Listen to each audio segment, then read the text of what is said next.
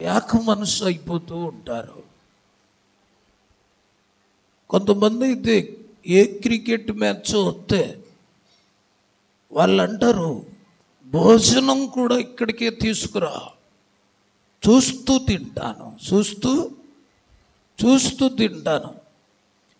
తీరా తీసుకొచ్చారు, వాడు దాన్ని చూస్తూ, భోజనం ఏంటో చూడ్డాడు, దాన్ని చూస్తుంటాడు, ఈ లోపల కుక్క తినేస్తాడు. అంటే దాంతో ఏమైపోయాడు? ఏక మనసు. ఈరోజు వినాల్సిన దాన్ని అశ్రద్ధగా వింటున్నారు, వినకూడని వాటిని శ్రద్ధగా వింటున్నారు. అందుకనే విశ్వాస జీవితంలో ఎదుగుదల లేదు. మందిరానికి వచ్చిన తర్వాత స్టార్టింగ్ చేయవలసిన పని ఏంటంటే దేవుని వాక్యాన్ని శ్రద్ధగా వినాలి. ఒక స్టూడెంట్ కాలేజీకి వెళ్ళాడు, స్కూలుకి వెళ్ళాడు, అక్కడ టీచర్ చెప్పే లెసన్ ఎలా వినాలి? వినకపోతే వాడి ప్రోగ్రెస్ సరిగ్గా ఉండదు. విన్నోడి ప్రోగ్రెస్ మంచిగా ఉంటుంది. అలాగే ఈ వాక్యము శ్రద్ధగా వింటే నీ భక్తి ప్రోగ్రెస్ బాగుంటుంది. దేవుడికి స్తోత్రాలు. ఈ వాక్యము శ్రద్ధగా వినకపోతే నీ భక్తి ప్రోగ్రెస్ ప్రజల్లో సరిగ్గా ఉండదు. వాక్యము శ్రద్ధగా వినాలి. వాక్యం విన్న తర్వాత నెక్స్ట్ చేయాల్సిన పని ఏంటి? వినకముందు నీ ఇష్టం, విన్నాక నీ ఇష్టం కుదరదు. దేవుడికి స్తోత్రాలు. వినకముందు నీ ఇష్టం, వినకముందు నీ మనసుకు నచ్చింది చేస్తావు, వినకముందు మనుషులకు నచ్చింది చేస్తావు, వినకముందు శరీరానికి నచ్చింది చేస్తావు. విన్న తర్వాత మనసుకు నచ్చింది పక్కన పెట్టాలి, మనుషులకు నచ్చింది పక్కన పెట్టాలి, శరీరానికి నచ్చింది పక్కన పెట్టాలి. విన్న తర్వాత ఆయనకు నచ్చింది మాత్రమే చేయాలి, అది ఎంత కష్టమైనదైనా. వెనకముందు నీ శరీరం చెప్పిందే చేసి, వెనకముందు మనుషులు చెప్పిందే చేసి, ఎన్నాకు కూడా అదే చేస్తే నీకు ఇంకా మార్పు రాలేదు. దేవుడికి స్తోత్రాలు. వెనకముందు నీ ఇష్టం, విన్నాక ఆయన ఇష్టం. వెనకముందు నీ ఇష్టం, విన్న తర్వాత నీ ఇష్టాలు ఇంకా కుదరదు.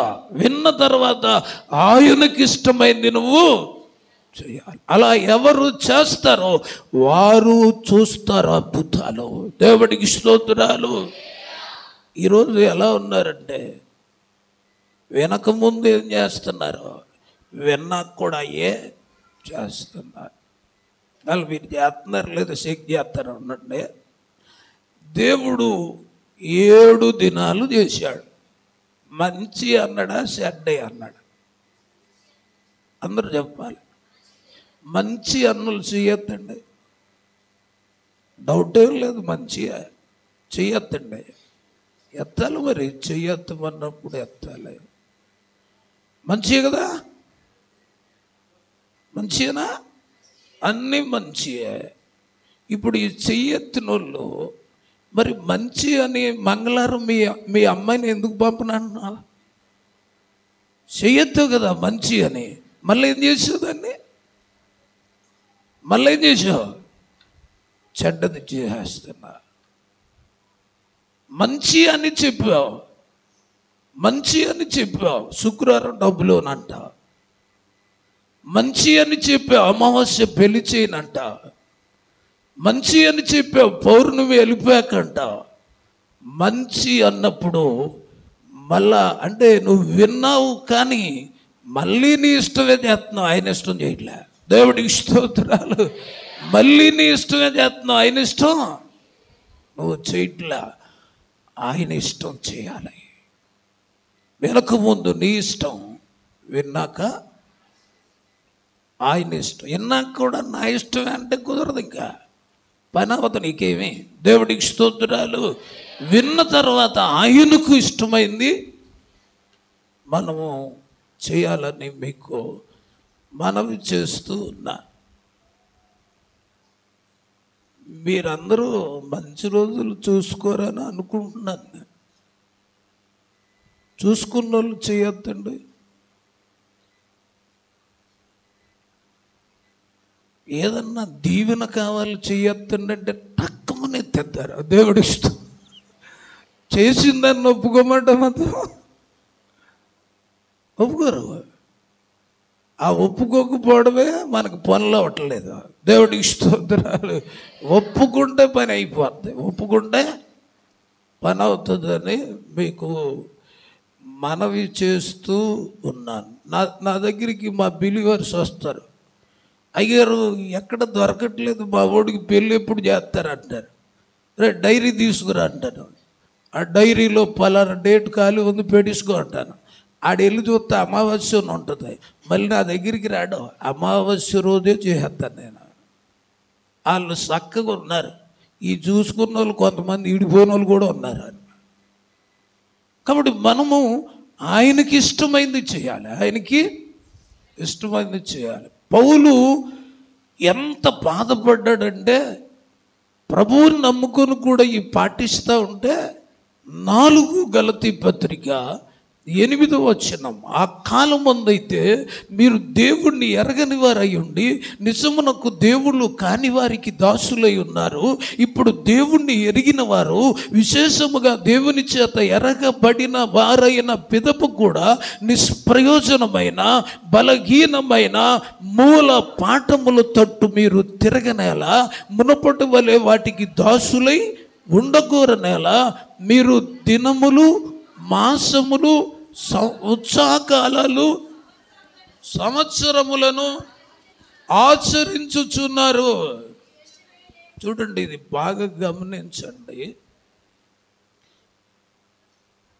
చదవడం కాదు, గ్రహించాలి. అది దేవుడికి స్తోత్రాలు. ఇక్కడ అన్నాడు, మీరు ఒకప్పుడు దేవుణ్ణి ఎరగనప్పుడు నిజమునకు దేవుళ్ళు కాని వారినే దేవుళ్ళని పూజించారు. ఇప్పుడు దేవుణ్ణి ఎరిగిన వారు, విశేషముగా దేవుని చేత ఎరగబడిన వారైన పిదప కూడా నిష్ప్రయోజనమైన బలహీనమైన మూల పాఠముల తట్టు తిరగనేలా మునుపటి వలె వాటికి దాసులై ఉండగోరనేలా మీరు ఆయన్ని నమ్ముకోక ముందు దినములు పాటించారు, మాసాలు పాటించారు, ఉత్సాహకాలాలు పాటించారు, మంచి సంవత్సరం ఆధారి తీసుకున్నారు. అయితే ఇప్పుడు ఆయన్ని నమ్ముకున్నాక కూడా, ఆయన్ని ఎరిగి ఉన్నాక కూడా అవి మళ్ళీ పాటిస్తున్నారు. మీ కొరకు నేను పడిన ప్రయాసమంతా వ్యర్థమైపోతుందన్నాడు. వ్యర్థమైపోతుందన్నారు. ఇప్పుడు చాలామంది వీటిల్లో ఇంచుమించు అన్ని సంఘాల్లో దేవుడుని నమ్ముకుంటున్నారు, కానీ ఈ కట్లలోనే ఉన్నారు. ఈ ఆచారం అనే ఈ కట్లు, ఈ ఆచారం అనే కట్లలో బంధించబడి ఉండిపోతున్నారు. ఈ మీటింగ్స్లో ఆ కట్లు తెగిపోవాలి. దేవుడికి స్తోత్రాలు. ఆచారం అనే కట్ల నుంచి నువ్వు బయటికి రావాలి. చూడండి, ఇప్పుడు నేను ఉన్నాను, నన్ను ఎవరైనా వచ్చి తాళ్ళుతో కట్టేశారు.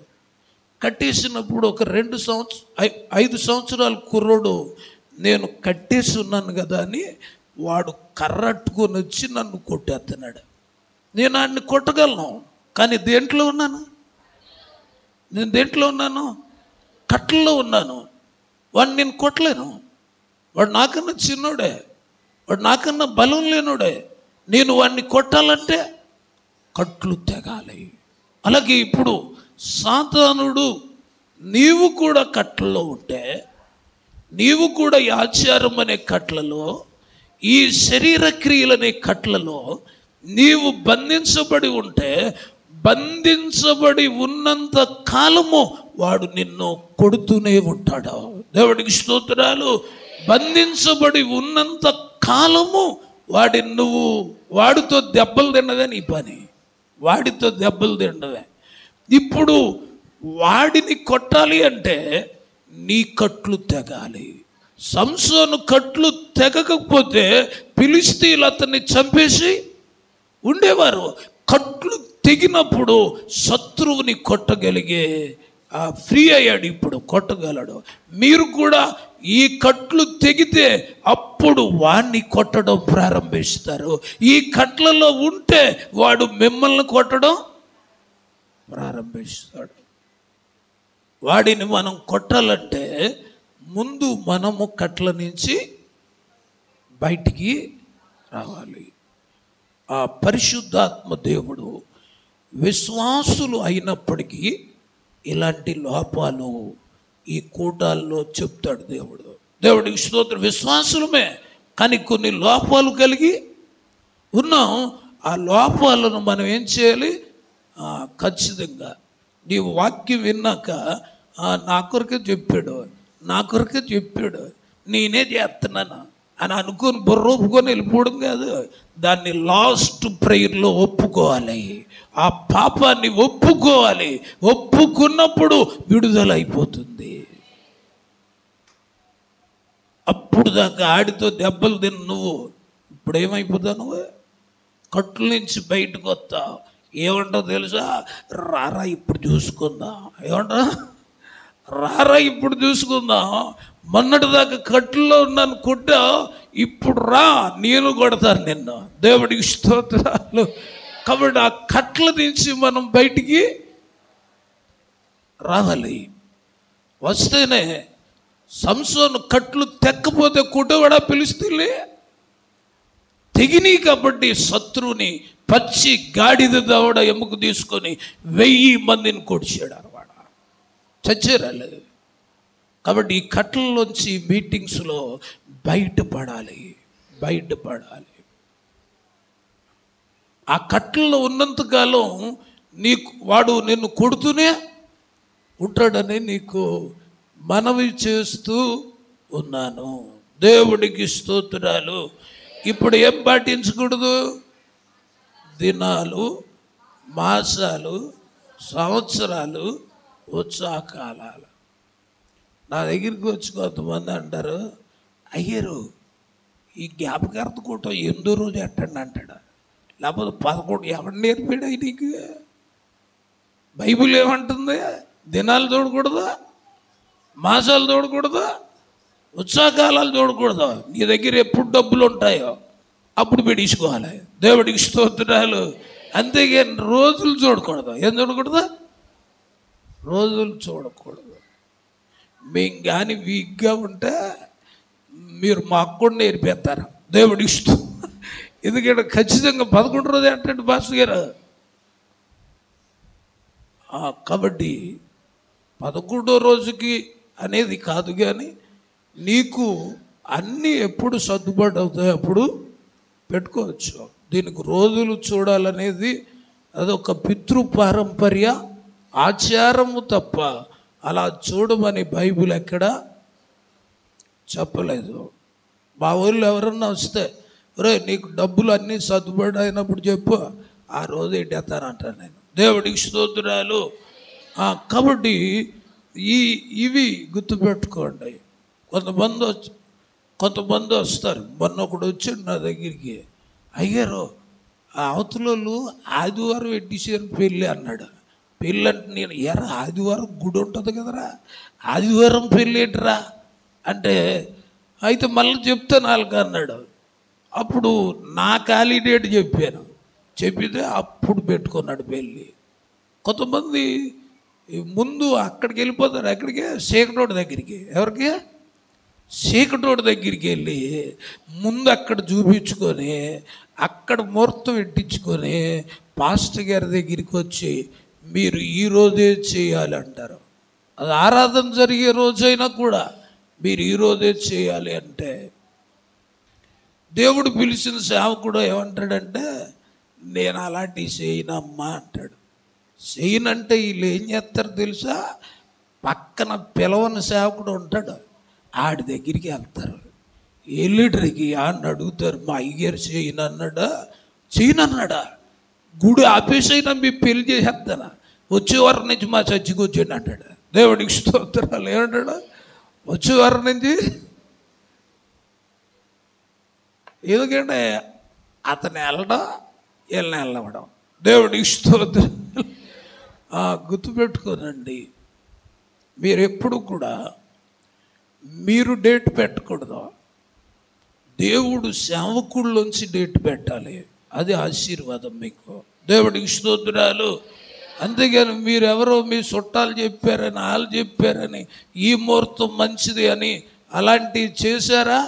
మీరు దేవుడు వాక్కు విన్నారు కానీ ఆయన దృష్టికి న్యాయమైంది మీరు చేయట్లేదు. ఆయన దృష్టికి న్యాయమైంది ఏంటి అంటే, ఆయన వినాలి ఒకటి. ఆ విన్న తర్వాత ఇంకా నీ ఇష్టం పక్కన పెట్టాలి.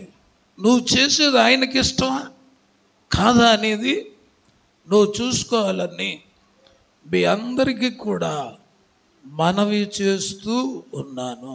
దేవుడికి స్తోత్రాలు. కొంతమంది ఇబ్బంది పెట్టేస్తారు పాస్టర్ గారిని. చేస్తావా చెయ్యవా, చేస్తావా చెయ్యవా, ఏ చేయకపోతే ఏం చేస్తావు? మా వెనకాల 5 వచ్చారు తెలుసా గుడికి, వాళ్ళ 5 లక్కెళ్ళిపోతాను నేను. ఏమంటది? ఇలాంటి బెదిరించేవాళ్ళు యేసయ్య ఏమన్నాడు తెలుసా? దూషించేవాడిని బదులు దూషించొద్దు అన్నాడు. ఎవరిని అసలు బెదిరించొద్దు అన్నాడు. దేవుడికి స్తోత్రాలు. ఇన్నాళ్ళు పాస్టర్ గారు వస్తున్నాడంటే రాజులు వణికిపోయేవాళ్ళు. ఇన్నాళ్ళు పాస్టర్ గారు వస్తున్నారంటే గ్రామ పెద్దలు వణికిపోయేవారు. ఇప్పుడు ఏమైపోయిందో తెలుసా? విశ్వాసం వస్తుందంటే పాస్టర్ గారు వణికిపోతున్నారు. ఎంత వణికిచ్చేస్తున్నారు వీళ్ళు. దేవుడికి ఈ దినాలు రివర్స్ అయిపోయింది. కొంతమంది పాస్టర్ గారిని కూడా వణికించే వాళ్ళు ఉన్నారు. మీరు మంచోళ్ళు. దేవుడికి స్తోత్రాలు. హల్లెలూయా. కాబట్టి మీకు ఎప్పుడు కూడా సేవకుల్లోంచే దేవుడు, రాజులకైనా ఎవరిలోంచి సెలవిచ్చేవాడు? సేవకుల్లోంచే. మీకు ఏదైనా సేవకుడు చెప్పింది చేయాలి. ఎందుకంటే దేవుడు ఆయనలోంచి నీకు చెప్తాడని మీకు మనవి చేస్తూ ఉన్నాను. నీ దేవుడైన యెహోవా వాక్కు చెప్పాలి. సీరియల్ వాక్కు కొంచెం అశ్రద్ధగా అంటామండి, కొద్దిగా ఇదే శ్రద్ధగా అనేలా ఉండకూడదు. అది అసలు వినకూడదు. నీ దేవుడైన యెహోవా వాక్కు శ్రద్ధగా వినాలి. ఎందుకు అంత శ్రద్ధగా వినాలంటే, అస్సలు విశ్వాసం స్టార్ట్ ఎక్కడంటే వినుట ద్వారానే. అంటే నీకు విశ్వాసం పెరగాలంటే ఇప్పుడు ఏం చేయాలి? వినటం దగ్గర నుంచే. 12 సంవత్సరాల రక్తస్రావణ వ్యాధి కలిగిన స్త్రీ వినుట ద్వారా విశ్వాసం వచ్చి 12 సంవత్సరాల జబ్బు పారిపోయింది ఆవిడికి. వినటం ద్వారా ఏమొచ్చింది? విశ్వాసము వచ్చింది. శతాధిపతి దగ్గర సైనికుడు 7వ అధ్యాయములో 3వ వచనములో లూకాసు వార్తలో సావడానికి సిద్ధమయ్యాడు. అయితే యేసును గురించి విన్నాడు. అతనికి ఏమొచ్చింది? విశ్వాసం వచ్చింది. కాబట్టి ఎందుకు శ్రద్ధగా వినాలంటే విశ్వాసం రావాలి. ఎందుకు విశ్వాసం రావాలంటే విశ్వాసము రాకుండా విడుదల కలగదు. దేవుడికి స్తోత్రాలు. విశ్వాసము రాకుండా విడుదల కలగదు. విశ్వాసము రావాలంటే ఈ వాక్కు శ్రద్ధగా వినాలి. నేను ఇలా కొన్ని చోట్ల చెప్తున్నప్పుడు, శ్రద్ధగా వింటున్నప్పుడు చెయ్యకనే దురాత్మలు బయటికి వెళ్ళిపోతూ ఉంటాయి. ఈ వాక్యము శ్రద్ధగా వింటే దెయ్యాలను వెళ్ళగొట్టేది వాక్యమే, రోగులను స్వస్థపరిచేది వాక్యమే, ప్రజలు బ్రతుకులు మార్చేది వాక్యమే. ఈ వాక్యము శ్రద్ధగా వింటే ఆ మార్పులు నీలో కలుగుతాయని మీకు మనవి చేస్తూ ఉన్నాను. అసలు ఈ వాక్యం మనసులో చేర్చుకుంటే నీ మీద చెయ్యి కూడా వేయాల్సిన వల్లే మొత్తం అదే చేస్తుంది. దేవుడికి స్తోత్రాలు. ఆ వాక్యం చూడండి, ఒక కడుపు నొప్పి వచ్చింది, చేతికి ఇంజెక్షన్ చేసుకున్నారు, ఆ సూది తీసాడు, అక్కడ కన్నం ఉంటుందా? ఉండదా? కానీ మందు ఏం చేస్తుంది? అక్కడే ఉంటుందా? బాడీ అంతా, నర్వ్ సిస్టమ్ అంతా ప్రయాణం చేస్తుంది. అలాగే దేవుడు వాక్యం కూడా నీ హృదయం అనే ఒక పాయింట్లో చేరితే ఆ హృదయంలోకి వెళ్ళిన వాక్యము కీలల్లో, మూలుగుల్లో, తలంపుల్లో, ప్రాణాత్మల్లో ప్రయాణము చేస్తుంది. లోపలికి వెళ్ళినప్పుడు సూదిలోనే మందు ఉండిపోయింది అనుకోండి, ఇటు జబ్బు తగ్గుద్దా? మందు ఎక్కడికి వెళ్ళాలి? లోపలికి వెళ్ళాలి, లేకపోతే దాని పని అది చేయలేదు. వాక్యం కూడా లోపలికి వెళ్ళకపోతే దాని పని అది చేయలేదు. ఇప్పుడు లోపలికి ఇంజెక్షన్ ఎవరు ఎక్కించుకోవాలి? ఇప్పుడు బాధ ఉన్నోడు ఖచ్చితంగా బాధ అయినా పొడిపించుకోవాలి. పొడిపించుకుంటే ఆ సిస్టమ్ అంతట్లో తిరిగి అది ఏ పని మీద వెళ్ళిందో ఆ పని చేస్తుంది.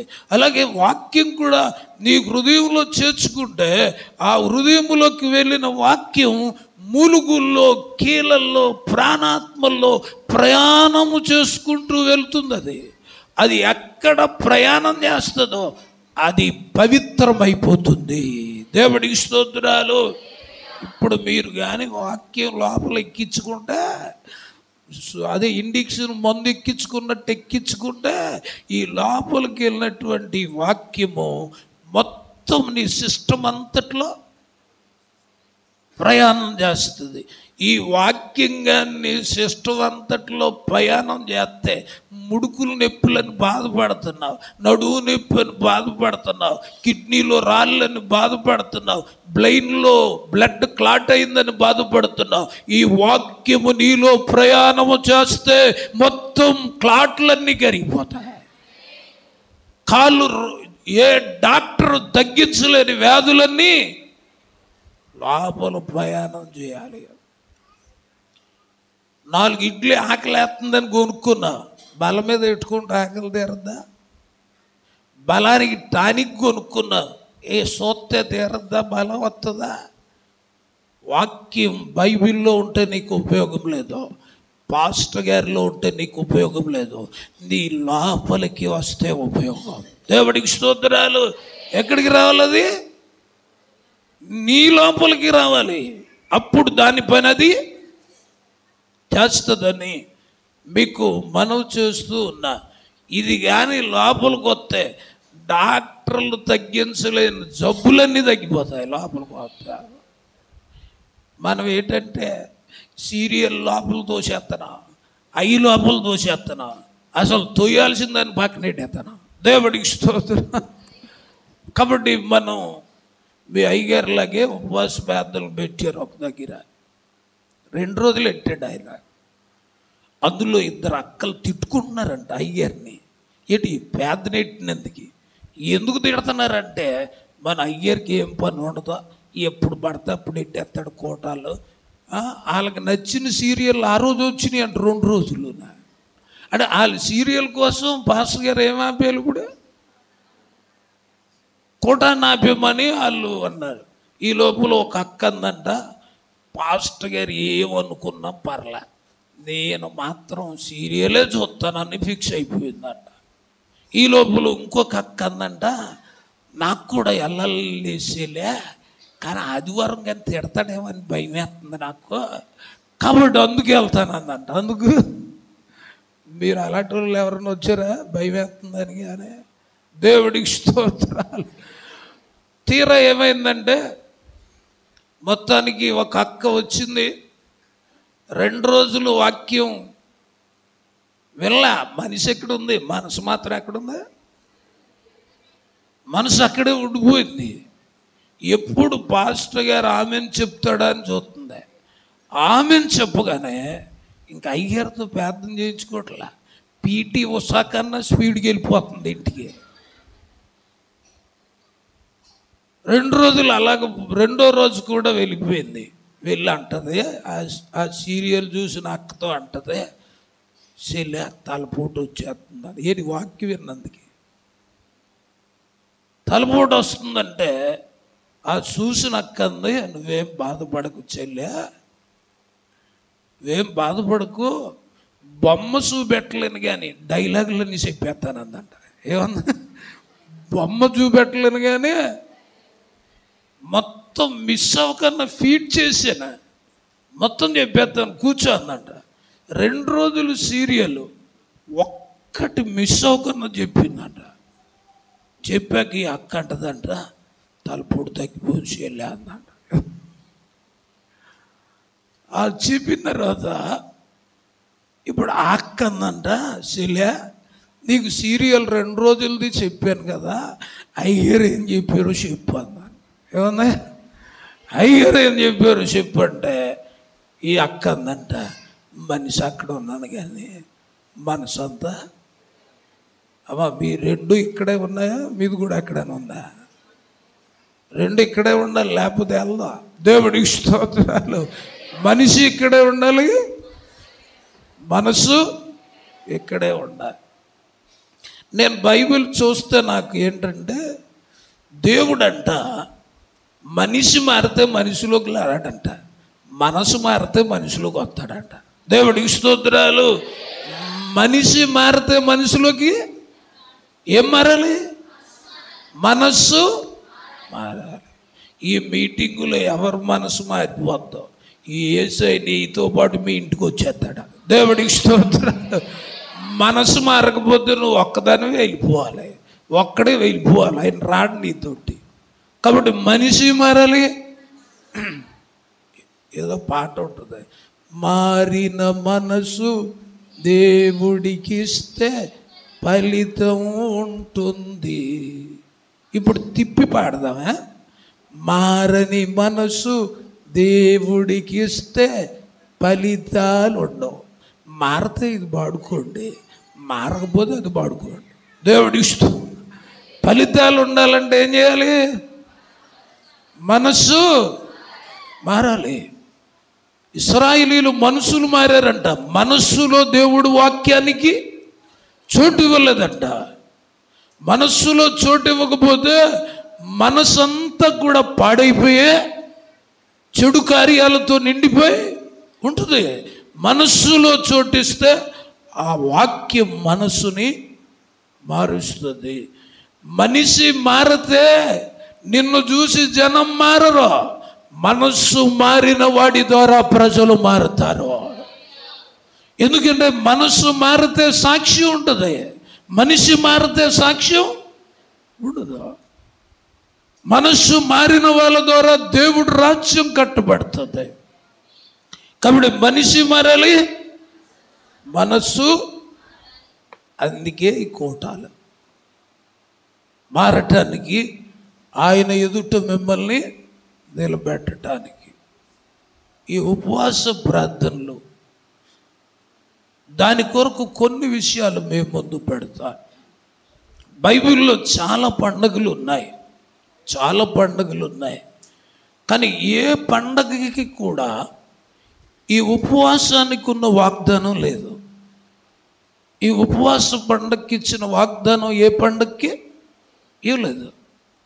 జకర్యా 8:18 సైన్యములకు అధిపతి యెహోవా సెలవిచ్చిందేమనగా 4వ నెలలో ఉపవాసం, 5వ నెలలో ఉపవాసం, 7వ నెలలో ఉపవాసం, 10వ నెలలో ఉపవాసం, యూదా ఇంటి వారికి సంతోషమును ఉత్సాహమును పుట్టించు మనోహరములైన పండగలు. ఏం పుట్టిస్తాయంట? ఉత్సాహమును సంతోషమును. ఇవి ఏ పండగకి వాగ్దానం ఇవ్వలా, కేవలం ఉపవాసాలకి మాత్రమే ఉత్సాహాన్ని సంతోషాన్ని ఇచ్చే పండగ అని దేవుడు అన్నాడు. అంటే ఇశ్రాయేలీలు 70 సంవత్సరాలు చెరలో ఉన్నారు. ఆ 70 సంవత్సరాలు శత్రువు వాళ్ళని బాధిస్తూ ఉన్నాడు. వాళ్ళకి ఏం లేదంట, 70 years ఉత్సాహము లేదు, సంతోషము లేదు. వీళ్ళు ఇంకా చూడండి అక్కడ 8:13 ఒకసారి చదవండి. జకర్యా 8:13. యూదావారులారా, ఇశ్రాయేలు వారులారా, అన్ని జనుల్లో యూదావారు, ఇశ్రాయేలీలు వారు బిలాముతో ఏం చెప్పాడు? వారు ఆశీర్వదించబడిన ప్రజలు, వాళ్ళు ఆశీర్వదించబడిన ప్రజలు. కానీ ఇక్కడ ఎలా ఉన్నారు? శాపగ్రస్తులుగా ఉన్నారు. ఆశీర్వదించబడిన ప్రజలు శాపగ్రస్తులుగా ఉన్నారు. శాపగ్రస్తులుగా ఉండవలసిన వాళ్ళు ఎలాగున్నారు? తొలతూగుతూ ఉన్నారు. ఎందుకు వీళ్ళు శాపగ్రస్తులుగా ఉన్నారంటే వీళ్ళ పాపం అని రాయలేదు. వీళ్ళ పూర్వీకులు దేవుడికి ఏం పుట్టించారంట? కోపము పుట్టించగా దయతలచక నేను మిమ్మల్ని అప్పగించాను. 70 సంవత్సరాలు. ఈ 70 years అంట వాళ్ళు 4వ నెల, 5వ నెల, 7వ నెల, 10వ నెల, ఈ 70 సంవత్సరాలు కూడా ఉత్సాహము కొరకు, సంతోషము కొరకు ఉపవాసముండి దేవుడి దగ్గర మొరపెడుతూ ఉన్నారు. 70 సంవత్సరాలు అయినా వాళ్ళకి ఉత్సాహం రాలేదు. అప్పుడు ప్రభువు తనంతట తాను ఒక నిర్ణయం తీసుకున్నాడు. వీళ్ళ బాధలు చూడలేక, కొన్ని చోట్ల ఉంటుంది దేవుడే అప్పగించిన వాళ్ళ దురవస్థను చూడలేక మరలా మనసు మార్చుకునేవాడంట. మరలా ఇప్పుడు వీళ్ళు దురవస్థను చూడలేక ఇప్పుడు ఏం వాగ్దానం ఇస్తున్నాడు చదవండి. 13 నుంచి 8:13. యూదావారులారా, ఇశ్రాయేలు వారులారా, మీరు అన్ని జనుల్లో ఎలాగా శాపాస్పదమై ఉంటిరో అలాగే ఈ ఉపవాస ప్రార్థనలో శాపాస్పదంగా ఉన్న తన ప్రజలను దేవుడు అంటున్నాడు, నేను ఈ ఉపవాసాల్లో మిమ్మల్ని ఆశీర్వాదాస్పదంగా చేస్తాను. అర్థమైన వాళ్ళు సాపాట్లు కొట్టన్నారు. ఏం చేస్తారన్నాడు? ఏం చేస్తారన్నాడు? మరి అంత మంచి మాట కొట్టుకోవాలి కదా సాపట్లో. దేవుడికి స్తోత్రాలు. మాకు ఎలాగే బాగుంటుందండి బాబు అన్నట్టుగా ఉన్నారు మీరు. దేవుడికి స్తోత్రాలు. ఆయన అంటున్నాడు, ఈ ఏ అన్ని జనుల మధ్యలో ఆ ప్రజలు మిమ్మల్ని శాపగ్రస్తుల నోటితో అంటున్నారు, అదే అన్ని జనుల మధ్యలో మీరు ఆశీర్వదించబడిన ప్రజలు అనే కార్యాలు చేస్తాను. దేవుడికి స్తోత్రాలు. మిమ్మల్ని నేను ఆశీర్వాదాస్పదంగా చేస్తాను అన్నాడు. ఆయన ఆశీర్వాదాస్పదంగా చేస్తానని నువ్వు దుప్పటి కప్పేస్తే అవదు పని, నువ్వు ప్రార్థన చేయాలి. దేవుడికి స్తోత్రాలు. అది అవ్వాలంటే ఏం చేయాలి? నువ్వు దానికి తగిన ప్రార్థన చేయాలి. నేను వెళ్ళేటప్పుడు మీకు దీవెనలు ఇచ్చే తాళం ఇచ్చి వెళ్తాను. తిప్పుకుంటే వస్తాయి, తిప్పకపోతే రావు. దేవుడికి స్తోత్రం. హల్లెలూయా. ప్రియమైనటువంటి దేవుని బిడ్డలారా, అంటే యేసయ్య నాకు బయలుపరిచిన కొన్ని విషయాలు మీకు తెలియచేస్తా ఉన్నా. కఠిన చేయమది 4:13 నుంచి, నేను మిమ్మల్ని రక్షింతును, భయపడక ధైర్యము. ఇది ఉపవాసాల్లో చెప్పే మాట. భయపడక ధైర్యము తెచ్చుకోండి. సెలవిచ్చినదేమనగా, మీ పితరులు నాకు కోపము పుట్టింపగా దయతలచుగా, అంటే వాళ్ళు చేసిన పాపానికి వీళ్ళు శిక్ష అనుభవిస్తున్నారు. ఈ కాలమున అనే దగ్గర ఏం పెట్టాలంటే 4వ నెల, 5వ నెల, 7వ నెల 10వ నెల ఈ ఉపవాస కాలమున నేనేం చేయబోతున్నానంటే చదవండి. యెరూషలేమునకు యూదా వారికి దేవుడు మానవుడిని ఎలాగ తృప్తిపరుస్తాడు, మనిషి ఎలాగ తృప్తి పెడతాడంటే కీర్తన 103లో అంటాడు, మేలుతో అయిన నీ హృదయమును. అంటే మనిషికి తృప్తి ఎప్పుడు? మేలు జరిగినప్పుడు. అంటే ఇప్పుడు ఏం చేయబోతున్నాడు ఈ ఉపవాస ప్రార్థనలో? మేలుతో మిమ్మల్ని నేను తృప్తిపరచబోతున్నా. అర్థమైతే సాపట్లు కొట్టండి.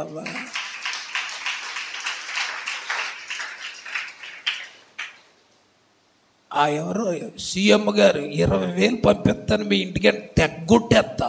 దేవుడి ఇష్టం. ఎక్కడ కొట్టాలి? వాగ్దానం వచ్చిందంటే ఏం చేయాలి?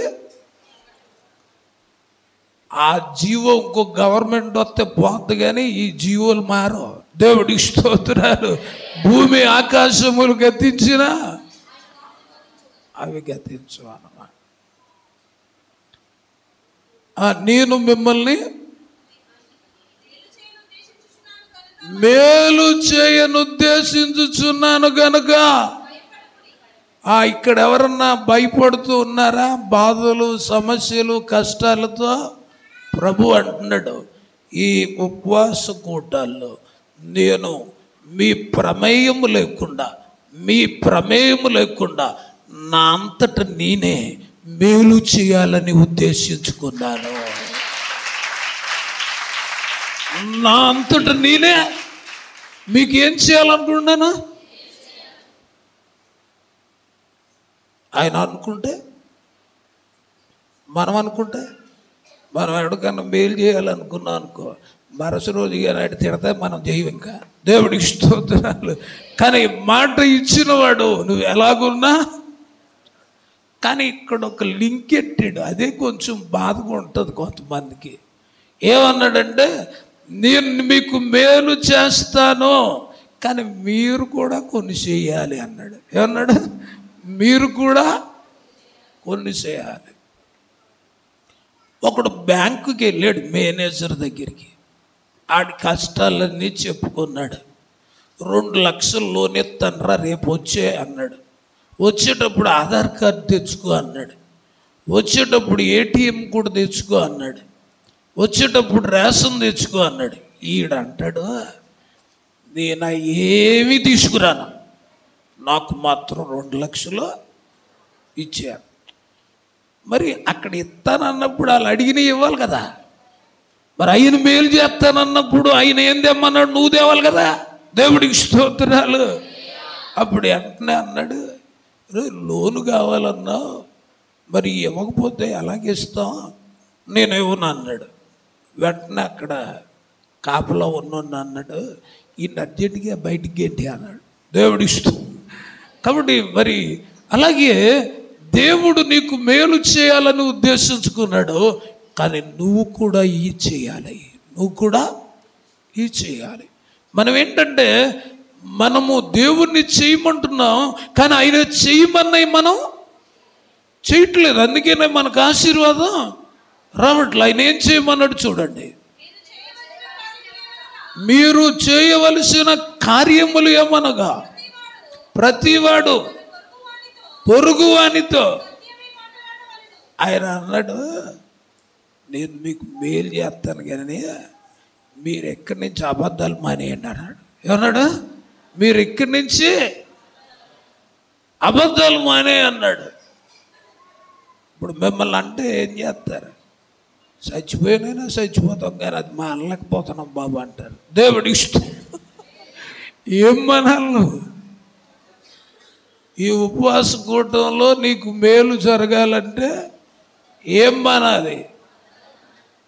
నీ భర్త 2,000 మార్కెట్కి ఎత్తే మిగిలిపోయిన డబ్బులు ఏం చెప్పాలి? 400 మిగిలినవి అనుకో, 400 మిగిలినవి అండి అని ఇచ్చేయాలి. అంతేగాని నాయే ఇంకొక ఈ పడ్డాయని లాగేయకూడదు. దేవుడికి స్తోత్రం. కాబట్టి ఆ నిజాయితీగా ఉండాలి. ప్రతివాడు అబద్ధం ఆడుట మానాలి. అబద్ధానికి నాన్న ఎవరో చెప్పండి. అబద్ధానికి నాన్న ఎవరు? అపవాదాన్ని వాళ్ళు చేయొద్దండి.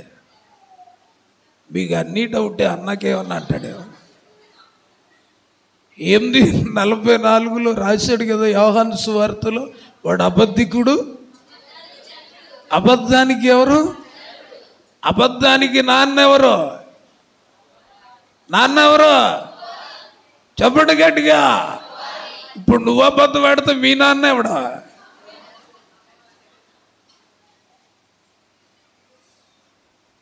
అబద్ధానికి జనకుడు అపవాదం అన్నావు, మరి నువ్వు ఆడితే నువ్వు యేసయ్యని పిలుస్తున్నావు కానీ ఆడ అంటాడంట నేనే మీ నాన్నే.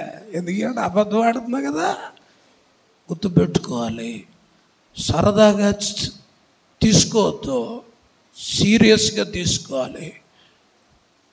అబద్ధము పరలోకానికి ఏం చేస్తుందంటే, నిన్ను అబద్ధం వల్ల వచ్చే నష్టాలు చెప్తాను. ఇక అబద్ధం ఆడాలంటే దడ వచ్చేది నీకు. దేవుడికి స్తోత్రాలు. ఆ నష్టాలు ఏంటో చెప్తాను. అబద్ధం ఆడేవాళ్ళు ఆయుష్ తగ్గుతుంది. ఏం తగ్గుతుంది? అననీయ సఫీరాకి ఆయుష్ ఉంది. ఏమాడారు వాళ్ళు? స్పాట్ ఏమయ్యారు చూసుకోండి. మరి దేవుడికి స్తోత్రాలు. అబద్ధం ఆడితే ఆయుష్ తగ్గిపోద్ది. అబద్ధం ఆడితే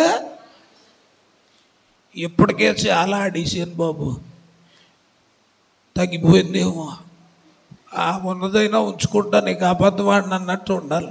దేవుడికి స్తోత్రం. అబద్ధం ఆడితే ఏం తగ్గిపోద్ది? ఇప్పుడు అబద్ధం ఆడేటప్పుడు ఇది గుర్తు రావాలి నీకు. అయ్యి బాబోయ్ నా ఆయుష్, ఇక అబద్ధం రాదు నీకు. రెండవది, అబద్ధం వలన పెద్ద జబ్బులు వస్తాయంట. ఏమొస్తాయి? ఆ ఎలీసా శిష్యుడికి ఏమొచ్చింది? ఎందుకు వచ్చింది? ఎందుకు వచ్చింది? మరి చూసుకో నువ్వు కూడా. అబద్ధం ఆడితే పెద్ద జబ్బులు వస్తాయి. ఒకటి ఆయుష్ తగ్గిపోతాయి, ఇంకొకటి పెద్ద పెద్ద జబ్బులు వస్తే వచ్చినాయి. కానీ అండి 400 ఎలాగో వస్తాయి మా ఆయన దగ్గర, ఆడేస్తానంటే కుదరదా. దేవుడి ఇష్టం.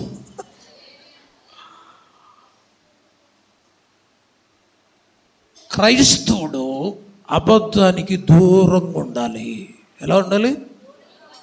ఒక భక్తుడు ప్రేయర్ చూడండి బైబిల్లో 30 సామెతలు 7వ వచనం. దేవా నేను 2 మనవులు చేసుకుంటున్నాను, 2 విషయాలు నిన్ను అడుక్కుంటున్నాను. నేను అడుక్కున్నవి నేను సావక ముందు నాకు అన్నాడు. ఏమన్నాడు? నేను అడుక్కున్నవి నేను సావక ముందే జవాబు ఇమ్మన్నాడు. ఏంటి అవి అంటే, వ్యర్థమైన వాటిని, అబద్ధములను. ఎవడు చేస్తాడు ఈ ప్రార్థన? పరలోకం వెళ్ళాలనుకున్నోడు చేస్తాడు. దేవుడికి స్తోత్రాలు. ఎవడు చేస్తాడు ఈ ప్రార్థన? అంటే అబద్ధం వల్ల నేను దేవుడికి దూరం అయిపోతాను, వ్యర్థమైన మాటల వల్ల దేవుడికి దూరం అయిపోతాను అనుకున్నవాడు, ఆ పరలోకం వెళ్ళాలనుకున్నవాడు ఈ నా దగ్గర తీసేయమని అడుగుతాడు. తీసేయమని అడుగుతాడు. ఇతను ఎలా అడిగాడో చూడండి. వ్యర్థమైన వాటిని, అబద్ధాలు నాకు దూరపరచండి, ఐశ్వర్యమైన బీదరకమైన కాదు. నేను ఎలా ఉంటే ఎప్పుడు నిన్ను స్తుతిస్తానో అలాగే ఉంచు. నన్ను ఎక్కువైపోయిందంటే ఒకవేళ ఎవడంటానేమో, తక్కువైతే దూషిస్తానేమో. కాబట్టి నన్ను ఎప్పుడు నీకు దగ్గరగా ఉండే స్థితిలో నన్ను ఉంచు. మీ ప్రేయర్ అంశంలో కూడా ఇది జాయిన్ చేసుకోండి. ప్రతిరోజు ప్రభువా వ్యర్థమైన వాటిని, అబద్ధాలను నాకు దూరం చేయని డైలీ అడగాలి. మీరు ఎప్పుడు అడిగి ఏమనాలంటే, నన్ను నువ్వు పిలవక ముందే నాకు జవాబు ఇవ్వండి. ఒకవేళ నీవు కానీ అబద్ధాలతో నన్ను పిలిస్తే నేను నీ దగ్గరికి రాలేను. ఇవన్నీ ఎవరు చేస్తారంటే పరలోకం వెళ్ళాలనుకున్నోడు చేస్తాడు. దేవుడికి స్తోత్రాలు. పరలోకం వెళ్ళాలనుకున్నోడు ఆ ప్రార్థన చేస్తాడు. ఇప్పుడు మీరు కూడా ఏం చేయాలి? డైలీ వ్యర్థమైన వాటిని, అబద్ధాలను నాకు దూరము చేయని, బ్రతికుండగానే నాకు వాటికి జవాబుని ఇమ్మని అడగాలి. ఎఫెసీయులకు రాసిన పత్రిక 4:25.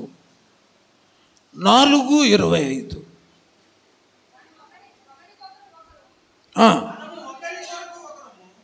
ఒకరికొకరు అవయవములై ఉన్నాము గనుక. ఏం మానాలమ్మా? ఏం మానాలి? ఏం మానాలి? ఎండడం ఈజీగా ఉంది, చెప్పడం ఈజీగా ఉంది, మరి మానాలి. అది దేవుడికి స్తోత్రం. హల్లెలూయా. అబద్ధం ఆడుట, అబద్ధానికి ఫుల్ స్టాప్ పెట్టాలి. నువ్వు అబద్ధం ఆడితే మీ నాన్న ఎవరో? నువ్వు ప్రభు అన్న మీ నాన్న ఎవడో? ఆడంటాడు, కూతురా నువ్వు నా కూతురువి, అంత చక్కగా అబద్ధం ఆడతా, నువ్వు నా దగ్గరికి వచ్చేది వెళ్ళి అక్కడికే అని చెప్తాడని. దేవుడికి స్తోత్రం. కాబట్టి చిన్నగా తీసుకోకండి, సీరియస్గా తీసుకోండి. అబద్ధము చెప్పావా, స్పాట్లో ఏమైపోయారు? వాళ్ళు చచ్చిపోయారు. అబద్ధం ఆడు ఏమైపోయాడు? కుష్టి వచ్చింది. ఇక అబద్ధం ఏంటంటే, అబద్ధకులు దేవుని రాజ్యమునకు, అంటే భూమి మీద నష్టమే, నిత్య జీవాన్ని కూడా మనం కోల్పోతున్నాం. కాబట్టి నేను ఇక అబద్ధం ఆడనండి పాస్టర్ గారు అన్న ఆశ ఎవరికైనా కలిగితే ఒక్కసారి చెయ్యి పైకి ఎత్తితే, ఇక్కడ ఆశ కూడా లేదా? ఇప్పుడు ఆశ అయినా ఉండాలి కదా. ఉన్నోళ్ళు చెయ్యొద్దండి, ఆశ ఉన్నోళ్ళు. నేను చేసే ప్రార్థన చూస్తే ఆ చెయ్యెత్తడం వల్ల నీకేం జరుగుద్దో తెలుస్తుంది అన్నమాట. చెయ్యెత్తిన వాళ్ళందరూ ధన్యులు, చెయ్యెత్తన వాళ్ళందరూ అన్యులు. ఎందుకు మరి చెయ్యెత్తే వాళ్ళు విడుదల పొందాలనుకుంటున్నారు? చెయ్యొద్దండి, మీకు ప్రార్థన చేస్తాను. ఆశీర్వాదం ప్రార్థన అది మీకు. ప్రభువా నీకు స్తోత్రాలు. ఈ బిడ్డలు అబద్ధం ఆడకుండా ఉండాలని చెయ్యెత్తారు. ఉండడము వీళ్ళ తరం కాదు, మీరు బలపరిస్తే ఉంటారు తండ్రి. భక్తుడైన పౌలు నన్ను బలపరచు అని అందే నేను సమస్తము చేయగలనని చెప్పాడు. వీళ్ళకి ఆశ ఉంది అబద్ధం ఆడకూడదని, అయితే వీళ్ళంతటా వీళ్ళు ఉండలేరు. పేతురు కూడా అబద్ధం ఆడకూడదు అనుకున్నాడు, కానీ ఉండలేకపోయాడు. కానీ అదే పెంతెకోస్తు పండగ దినాన్న మీ అభిషేకము దిగి వచ్చినప్పుడు అతను ఉండగలిగాడు తండ్రి. అలాగే ఎవరైతే అబద్ధం ఆడకుండా ఉండాలనుకుంటున్నారో ఇప్పుడే నీ అభిషేకము వారిలోనికి పంపించండి. మీరు వస్తేనే నిలబడతారు, మీరు వస్తేనే విడుదల, మీరు వస్తేనే మనస్సు మారుతుంది, మీరు వస్తేనే స్వభావం మారుతుంది. రండి పరిశుద్ధాత్ముడా, మీరు వస్తేనే నిలబడతారు, మీరు వస్తేనే విషయాలు, మీరు వస్తేనే శరీర క్రియలు చేస్తాయి. ఈ మీటింగ్స్లో అందరిలోనికి రండి. ఇప్పటి వరకు అబద్ధం ఆడించిన దురాత్మ ఎవరిలో ఉన్నా వాళ్ళు ఒప్పుకున్నారు. ఈ రోజు నుంచి ఉండడానికి వీల్లేదు. నజరేయుడైన యేసు నామములో తూర్పు పడమరకు ఎంత దూరమో అంత దూరం వెళ్ళగొట్టేస్తున్నా. నజరేయుడైన యేసు నామములో వాగ్దానం బట్టి యేసయ్య వాటిని దూరపరచును గాక.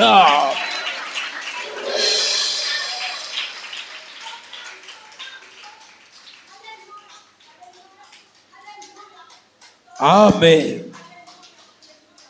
మీరు ఎప్పుడు గుర్తుపెట్టుకోండి, ఆశ ఉంటేనే తృప్తిపరుస్తాడు. నీకే ఆశ లేకపోతే పని జరగదా? దేవుడికి స్తోత్రాలు. నీ వల్ల కాదు దాన్ని అనకన్నా ఉండడం, కానీ ఏముండాలి నీకు? ఆశ గల ప్రాణాన్ని దేవుడు నాకు ఇదే బాగుంది ప్రభువా అంటే ఎవడేం చేయలేడు. దేవుడికి స్తోత్రాలు. నువ్వు దాన్ని ఒప్పుకుంటేనే నాకు ఆశ ఉంది కానీ నేను నిలబడలేను. నువ్వు నిలబెడితే ఆశ అనేది భక్తిలో ఎదగాలనే ఆశ, ప్రార్థన చేయాలనే ఆశ నీకు స్టార్ట్ అయితేనే సపోర్ట్ అనేది ఇస్తాడు అన్నమాట. ఆశలైన ఉన్న ఎవడేమి చేయలేడు అని మీకు మనం చేస్తూ ఉన్నా. ఏం మానాలి ఇప్పుడు? ఏం మానాలి? కష్టం అంటారా? కష్టం అంటారా? నువ్వు హాస్పిటల్కి వెళ్ళావు, షుగర్ టీ అలవాటు, నీకు షుగర్ వచ్చింది. డాక్టర్ గారు అన్నాడు ఈ సప్ప టీ తాగన్నాడు. 4-5 నెలలు సప్ప టీ తాగావు. ఇప్పుడు షుగర్ టీ మీద ఏమొచ్చేది నీకు?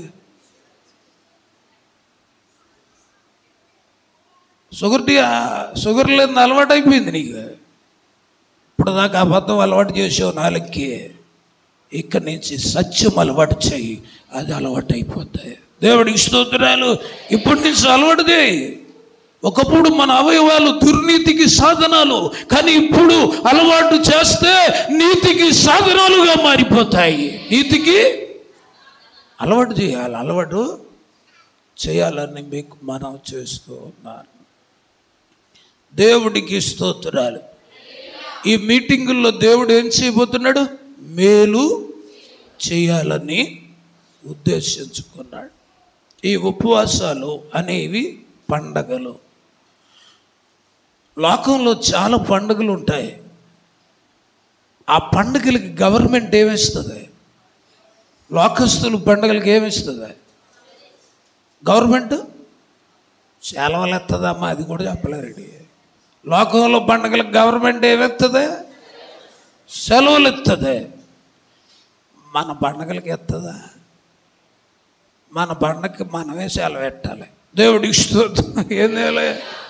లోకంలో పండుగలకు గవర్నమెంట్ సెలవు ఇస్తుంది, మన పండగకే మనం గుడికి సెలవు పెట్టేస్తాం కానీ పనికి సెలవు పెట్టాం.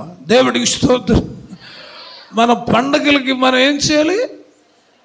సెలవు పెట్టాలి. ఇశ్రాయేలీలు ఉపవాసాలు చెప్తాను మీకు. వాళ్ళు ఉపవాసం చేస్తే 3 రోజులు వాళ్ళ ఇల్లు లాక్డౌన్ చేస్తారంట. వాళ్ళ ఇల్లు ఏం చేస్తారు అంటే భర్త గుడిలో ఉండాలి, భార్య గుడిలో ఉండాలి, పాలు తాగే పిల్లలు కూడా గుడిలో ఉండాలి. ఇశ్రాయేలీలు ఉపవాసం ఎలాంటిదంటే రొత్త దినం అది. ఎవడు ఇంటి దగ్గర ఉండటానికి తాళం వేసి ఇల్లుకి ఏమేసేయాలి? తాళం వేసి అందరూ గుళ్ళో ఉండాలన్నమాట. వాళ్ళంత నిష్టగా చేస్తారు ఉపవాసం. రొత్త దినం అంటే దేవుడితో తప్ప ఇంకెవరితో మాట్లాడిన దినం అది. వాళ్ళ ఫాస్టింగ్స్ చేసేటప్పుడు నేను బైబిల్ చూస్తే ఇల్లు లాక్డౌన్ చేసి ఉన్నాయి. మొత్తం అందరు ఎక్కడున్నారు? గుడిలోనే ఉన్న. అంత నిష్టగా వాళ్ళు ఉపవాసాలు చేసేవారు. హల్లెలూయా. కాబట్టి ఉపవాసములో దేవుడు మీకు ఏమి ఇవ్వబోతున్నాడు? ఉత్సాహమును. ఏంటి ఉత్సాహం, సంతోషం? ఇప్పుడు ఇక్కడ పెళ్ళయి 10 సంవత్సరాలు అయింది, గర్భం తెరవబడాల. ఈ కూటంలో ఆ గర్భం తెరవబడితే వాళ్ళ ఇంట్లో ఏంటి? ఉత్సాహము, సంతోషం. ఒక 10 years నుంచి మారని భర్త ఈ కూటములో మారితే వాళ్ళ ఇంటిలో ఉద్యోగం రానోడికి కూటంలో ఉద్యోగం వచ్చేస్తే అలాంటి కార్యాలు జరుగుతాయి. కాబట్టి ఈ ఉత్సాహమును సంతోషమునిచ్చే మనోహరమైన పండగలు. ఈ స్థలములో గర్భఫలము లేకుండా ఎవరున్నా ఆయన మహిమ కొరకు ఆ గర్భం తెరవబడుతుంది. ఆయన మహిమ కొరకు నీకు ఉద్యోగం వస్తుంది. ఎందుకనంటే ఈ మీటింగ్స్లో నీకు ఉత్సాహాన్ని, ఆయన సంతోషాన్ని పుట్టిస్తాడు. ఇప్పుడు నీకు ఉత్సాహం సంతోషం పుట్టించడానికి కూటం ఏర్పాటు చేశాడు. మరి నువ్వు గుడికి రాకపోతే నీకుంటుందా ఉత్సాహం? నీకుంటుందా సంతోషం? ఇప్పుడు నేను ఇక్కడ వాక్యం చెప్తున్నాను. యేసు ప్రభు వచ్చాడు, దూతలు తీసుకొని అనుకుందాం. దూతలు తీసుకొని వచ్చాడు. జాన్ డేవిడ్ గారిని పిలిచాడు. పిలిచి అన్నాడు, మీ సంఘస్థులు ఎంతమంది అసలు అన్నాడు. మొత్తం ఎంతమంది ఉంటారు అన్నాడు. అయ్యారు అన్నారు, ఒక 200 దాకా ఉంటారు అన్నాడు. అంటే మరి ఇవాళేటి 100 కనబడుతున్నారు అన్నాడు. మీకు తెలియందే ఉంది ప్రభువా, వాళ్ళు షిఫ్ట్లు ఎక్కినట్టు ఎక్కుతుంటారు, ఒక్కొక్క షిఫ్ట్ ఎక్కుతుంటారు వాళ్ళు అని ఉన్నట్టు చెప్పాడు. మరి జాన్ డేవిడ్ గారు ఏం చేద్దాం, నేను 200 సూట్ కేసులు తెచ్చాను అందరూ వచ్చారని అన్నాడు. ఏమన్నాడు? 200 సూట్ కేసులు తెచ్చాను, ఇక్కడ చూస్తే 100 మంది కనబడుతున్నారు, అయితే 100 మందికి ఇచ్చేసి మిగతా 100 అట్టుకుపోతాను అన్నాడు. ఆయన అనేటికి 100 తీసి మీ చేతిలో పెట్టాడు. మీకేమో ఓపెన్ చేయటానికి దడొచ్చేస్తుంది. ఏముందిరా దీంట్లో, ఏముందిరా బాబు అంటే మొత్తానికి ధైర్యం చేసి తీశారు. ఒక్కొక్క సూట్ కేసులో 2 కోట్లు ఉన్నాయి. కరెంటు పోయినా మీ ముఖం లైట్లాగా వెలిగేద్ది. ఇంకా దేవుడి ఇష్టం. ఇంకా మీ యొక్క ఆనందానికి ఏముండదు, అవధులు ఉండవు. అయితే ఈ సూట్ కేసు పట్టుకొని మీరందరూ ఇంటికి మోసుకుంటూ వెళ్ళారు. ఇప్పుడు రానక్కలు 100 మంది చూశారు. సూట్ కేసు పట్టుకెళ్ళడం ఎవరు చూశారు? రానక్కలు చూశారు. వాళ్ళు అడుగుతున్నారు, అక్క వెళ్ళేటప్పుడు బైబిల్ అట్టుకెళ్ళా, ఇప్పుడు ఏంటి బ్యాగ్తో దిగేవారు, బ్యాగ్తో దిగామంటే మీరు అన్నారు యేసయ్య వచ్చి 2 కోట్లు ఇచ్చాడు అనగానే గుండెలో రాయడిపోయింది. వాళ్ళు అడిగిపోయి అన్నారు, కోట ఉందా అయిపోయిందా, ఏమన్నా కోట ఉందా అయిపోయిందంటే మీరు అన్నారు అయిపోయిందా, అందరూ వెళ్ళిపోయారు అన్నారు. అయిపోయినా పర్లా, సాపట్టుకి వెళ్ళి అక్కడే పడుకుడిపోతాం. దేని కొరకు? ఆయన దొరుకు కాలం అందే. ఆయన ఎప్పుడు ఇస్తాడో తెలీదు, నువ్వు రెడీగా ఉండాలి. దేవుడికి స్తోత్రాలు. 3 రోజుల్లో ఏ రోజులో సూట్ కేసు ఎత్తాడో తెలీదు. కాబట్టి నువ్వేం చేయాలి? 3 రోజులు కూడా రావాలి. ఆశీర్వాదాలు అప్పుడు నీకు వస్తాయని మనం చేస్తున్నాను. అయ్యారు మీ టైం ఎంత? ఇంకొక 1/2 గంట చెప్పచ్చు. ఎందుకంటే ఇప్పుడు వీళ్ళకి తాళం ఎత్తానని చెప్పాను. దేవుడు మీరు అనుకుంటారు పాస్టర్ గారు తాళాలు కూడా చేస్తాడేమో అని. ఆ తాళం కనపడుతుంది. దేవుడి ఇష్టం. అది చెప్పేసి ముగించేస్తాను. ఉపవాసం చేసేటప్పుడు 5వ అధ్యాయం 13లో ఒక మాట అంటాడు యాకోబులు, మీలో ఎవరికైనా శ్రమ సంభవించునా అతడు ఏం చేయాలి? ఏం చేయాలి? శ్రమ అందరికీ ఒకటే ఉంటుందా? కొంతమందికి వ్యాధులు, కొంతమందికి పిల్లలు సరిలేక, కొంతమందికి ఆరోగ్యం సరిలేక శ్రమలు. శ్రమ ఏదైనా పరిష్కారం ప్రార్థన. దేవుడికి స్తోత్రాలు. ఎర్ర సముద్రం అడ్డొచ్చిన ప్రార్థనే పరిష్కారం. మధురంగా మారాలన్నా ప్రార్థనే పరిష్కారం. సూర్యచంద్రులు ఆగాలన్నా ప్రార్థనే పరిష్కారం. ఇసుకి ఆ రోగం పోవాలన్నా ప్రార్థనే పరిష్కారం. సరసాల పునాదులు కదలాలన్నా శ్రమ ఏదైనా పరిష్కారం ప్రార్థన. అందుకే మీలో ఎవరికైనా శ్రమ సంభవిస్తే అతడు ప్రార్థన చేయాలి, పక్కోలు కాదు. ఎవరు చేయాలి? అతను. అతనే ఎందుకు చేయాలంటే వాస్తవానికి ఆ శ్రమ ఎందుకు ఇచ్చాడో తెలుసా? అతని చేత ప్రార్థన చేయించడానికి ఇచ్చాడు. దేవుడికి స్తోత్రాలు. కొన్నిసార్లు కొంతమంది దీవించాక ప్రార్థన మానేస్తుంటారు. పాస్టర్ గారిలో చెప్తాడు, ఒరే నాయన ప్రార్థన చేయి, శ్రమ వచ్చేది లేకపోతే అంటే పాస్టర్ గారి మాట లెక్క చేయడు. అప్పుడు దేవుడు ఏం చేస్తాడంటే ఈడే ప్రార్థన మొదలెట్టాలంటే ఏదో శ్రమ పడేస్తాడు. దేవుడికి స్తోత్రాలు. ఏం చేస్తాడు? శ్రమ వేసేస్తాడు. శ్రమ పెట్టినప్పుడు పక్కోడు చేయకూడదంట. ప్రభు అంటాడు, అతనితో ప్రార్థన చేయించడానికి ఇచ్చాను నేను శ్రమ, ఇప్పుడు అతనే చేయాలి. దేవుడికి స్తోత్రాలు.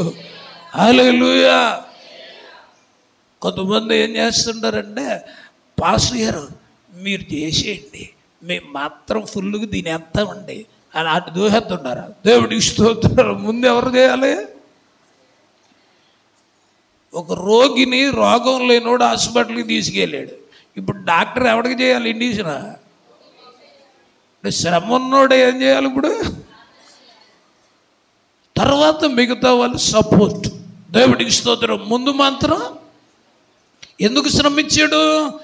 నీతో ప్రార్థన చేయించడానికి ఇచ్చాడు అన్నమాట. కొంతమందికి శ్రమ తగిన ప్రార్థన చేయరు. దాని వెనకాల ఆయన ఉద్దేశం. ఒక భక్తుడు అంటాడు, శ్రమ కలగక మునుపు త్రోవ విడిచిపెట్టాను, ఇప్పుడు శ్రమల పాలైన ఈ వాక్యాన్ని అనుసరించి నడుచుకుంటున్నాను. నీ కట్టడులు నేర్చుకుంటానికి శ్రమ నుండి ఉండడమే నాకు మేలైంది అన్నాడు. దేవుడికి స్తోత్రాలు చెప్పాడు.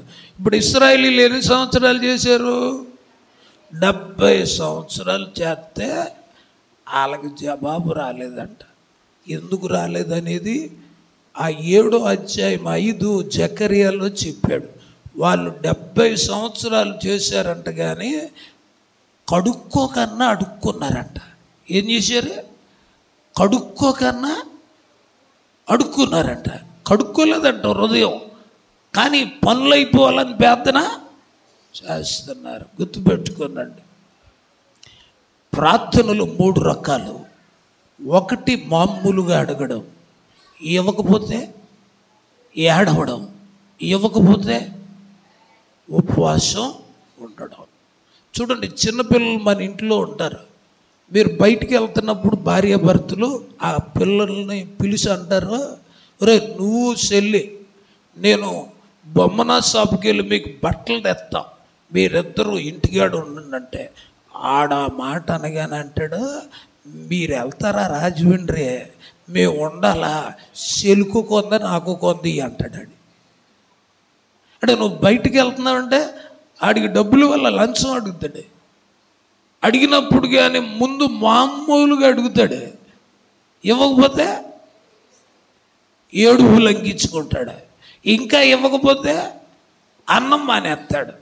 చూసారా? ఇప్పుడు మన పిల్లలు ఎలాగా ముందు మామూలుగా అడుగుతారో, ఇవ్వకపోతే ఏడుస్తారో, ఇవ్వకపోతే అన్నం మానేస్తారో, మన ఆత్మ తండ్రి దగ్గర కూడా మామూలుగా అడగండి, ఇవ్వకపోతే ఏడుపు లంకించుకోండి, ఇవ్వకపోతే అన్నం మానేయండి. దేవుడికి స్తోత్రాలు.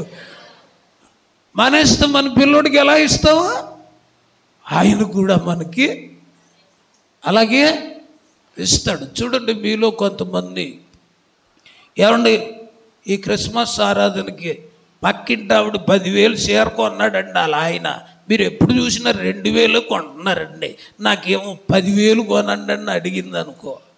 అతను అన్నాడు, పక్కింటోడికి ₹1,00,000 జీతం, నాకు 10,000 వస్తుంది, నువ్వు 10,000 సోకు చేస్తానంటే నేనెక్కడవునా అని అన్నాడు.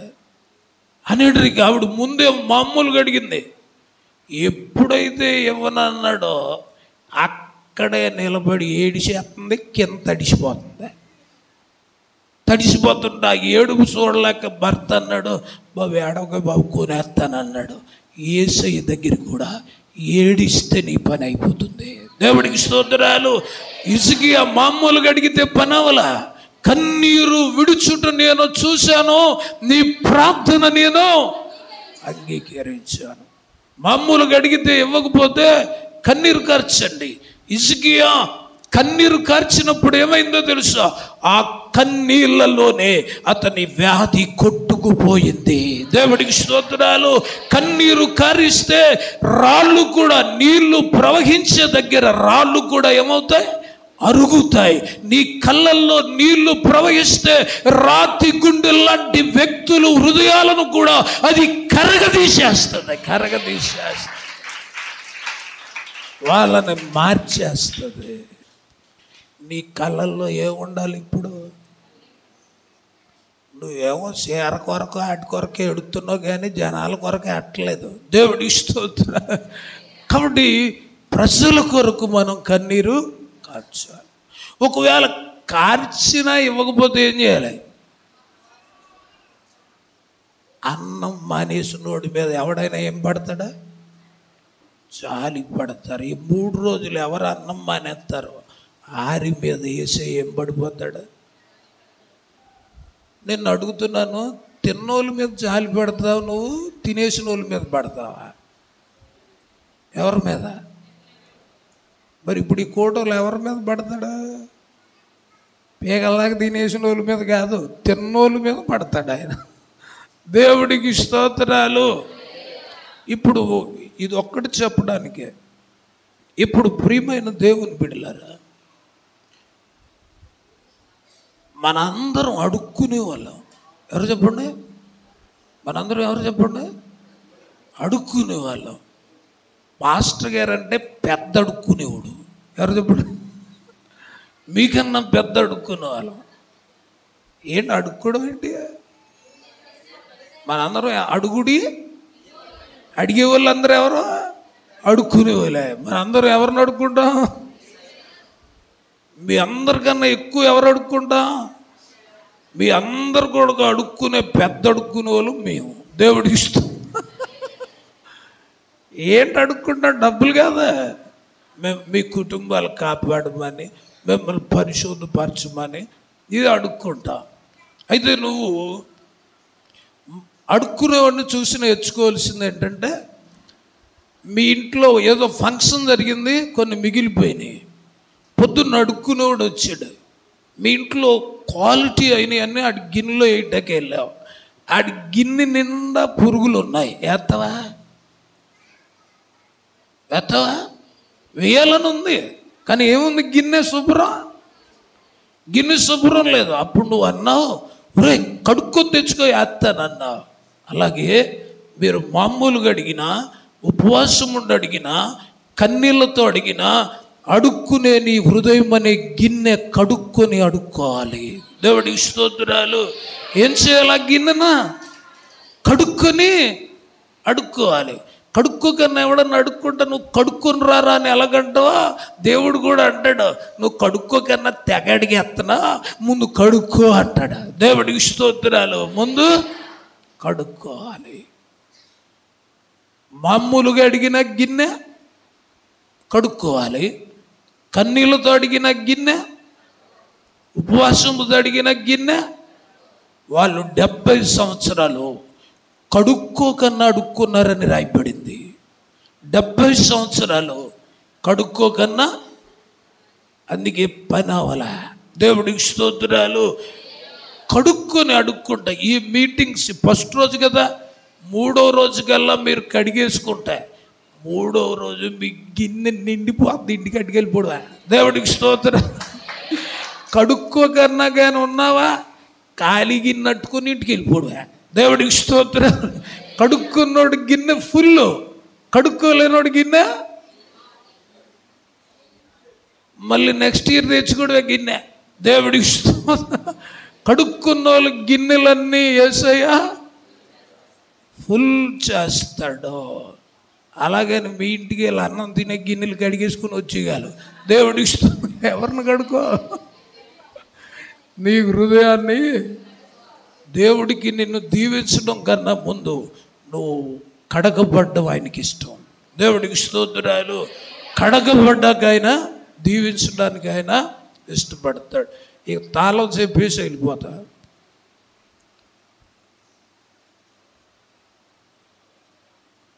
జేబులో చేయడుతుంటా తాళం కానీ అగ్గుతూ పెట్టుకోండి. ఒక భర్త అమెరికా వెళుతూ ఏదో కాంట్రాక్ట్ వస్తే డబ్బులు ఉన్నాడు. భార్యకి 2 కోట్లు ఆవిడ ఎదురుగుంటా బీరువాలో పెట్టాడు. 2 years అయ్యాక నేను ఇండియా వస్తాను, ఈ 2 కోట్లలో నువ్వు బంగారం కొనుక్కుంటావు, బట్టలు కొనుక్కుంటావు, లేదా మీ అమ్మగారి ఇంటికి అట్టుకెళ్ళిపోతావా? కొంతమంది అట్టుకెళ్ళిపోతారు కదా, పట్టుకెళ్ళిపోతావు. నిన్ను ఏమి లెక్కలు అడగనని చెప్పి తాళం ఇచ్చిపోయాడు. 2 years అయిపోయాక వచ్చాడు భర్త. వచ్చాక ఒక 1 వారం రోజులు సరదాగా తిరిగారు. తిరిగిన తర్వాత ఏమన్నారంటే 2 కోట్లలో ఎంత వాడుకున్నావు అని అడిగాడు. ఆవిడ నవ్వుతూ అంది, తాళం ఇచ్చావు కానీ తీయడు రాలేదు అంతే. ఏముంది? తాళం ఇచ్చావు కానీ తీయడం రాలేదు. దేవుడు మనకి దీవెనలు ఇప్పుడు ఇవ్వడం కాదు, వాగ్దానాలన్నీ దీవెనలే. అవి ఎప్పుడో ఇచ్చాడు, అవన్నీ ఒక బీరువాలో పెట్టాడు, మనకు ఒక తాళం ఇచ్చాడు. ఆ తాళం పేరే ప్రార్థన. దేవుడికి స్తోత్రాలు. అది తిప్పడం వచ్చినోడు అవి అనుభవిస్తాడు, తిప్పడం రాకపోతే 2 కోట్లలాగా ఉంటుంది. దేవుడికి స్తోత్రాలు. మనం మామూలు తాళాలు తిప్పేస్తున్నాం కానీ ఈ తాళం తిప్పట్లా. యాకోబు రావట్లేదని వదిలేశాడా? తెల్లారులు తిప్పేశాడు. తెల్లారెడ్డికి ఏమైపోయింది? ఓపెన్ అయిపోయింది. జవాబు రాకపోతే తెల్లారులు చేయండి. దేవుడికి స్తోత్రాలు. ఓపెన్ అవుతుంది. ఇసుక ప్రార్థన అన్నిటినీ ఓపెను చేస్తుందని మనం చేస్తున్నా. ఇప్పుడు మీకు తాళం ఇచ్చాను నేను, ఇప్పుడు తిప్పుకునే బాధ్యత ఎవరిది? మీరే తిప్పుకోండి. విశ్వాసికి డైలీ ప్రేయరు 10వ భాగం 2 గంటల 40 నిమిషాలు, మాకు ఇంకా ఎక్కువ. దేవుడికి స్తోత్రాలు. కాబట్టి మీకు ఎన్ని పనులున్నా మీరు డబ్బులే కాకుండా టైములో కూడా ప్రార్థన ఏం చేయాలి? 10వ భాగాన్ని దేవుడికి అలా ఇచ్చి చూడు, ఎన్ని ఆశీర్వాదాలు.